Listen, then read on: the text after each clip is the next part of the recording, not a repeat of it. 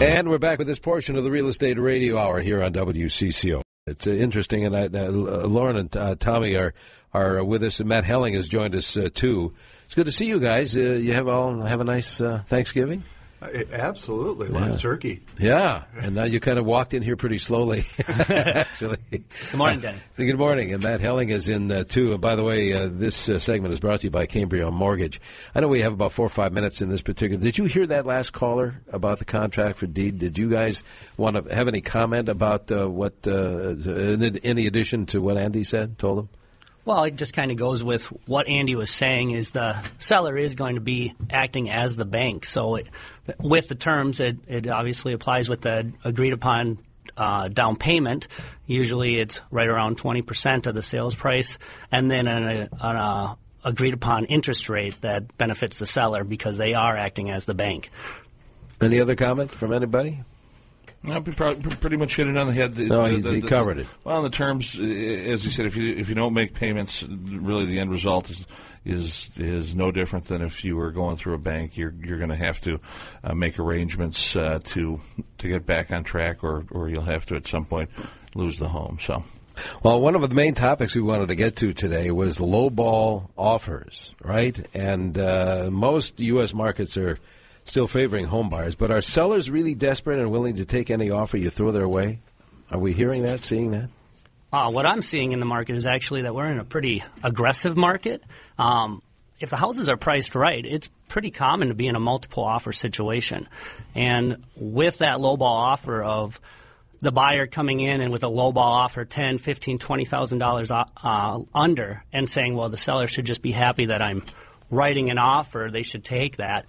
Those days are kind of gone. We're really seeing a lot of competition. It's a very aggressive market with the lower interest rates, and houses are going for quite a bit more in some situations. I would agree, Tommy. And it's just not it's not where it used to be. I think earlier on when the bubble burst, I think there was opportunities or stories you'd hear about people getting getting a home at a low price, and it's just not happening like we used to see it. And frankly, what happens if a buyer does put in a low offer, you sometimes alienate your seller, and sometimes don't even get a response back from they won't counter, and they can wait. So I think things are changing, and so you really have to be mindful, and that's where you need a good agent to work with to kind of give you some guidance on where that pricing should be. What if you could think of the advantages or disadvantages of a lowball offer?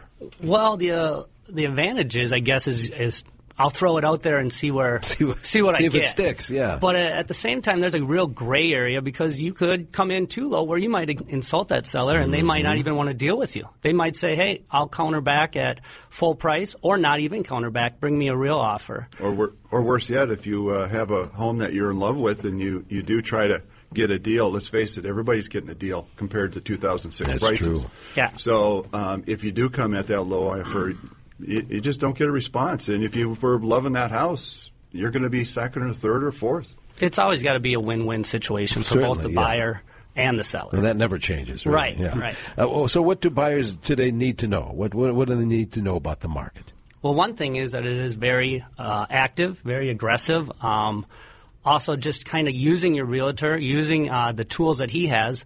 If you are in a multiple offer situation, have them do some homework for you. Have them suggest, where do I come in at? And really, at the end of the day, if you are in a multiple offer situation, what I tell my buyers is, what are you most comfortable with? Put your highest and best forward, but don't have any regrets. If you get outbid and that wasn't the price that you wanted to pay, then that wasn't the house for you, and let's go find you another one. But always put your highest and best forward.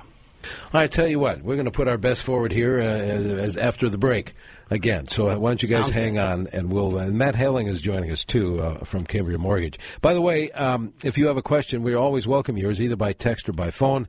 Here are the phone numbers: 651-989-9226. Or you can send a text at 81807, or you can call long distance. It's toll-free, 866-989-9226. Back with more of the Real Estate Radio Hour here on 830 WCCO.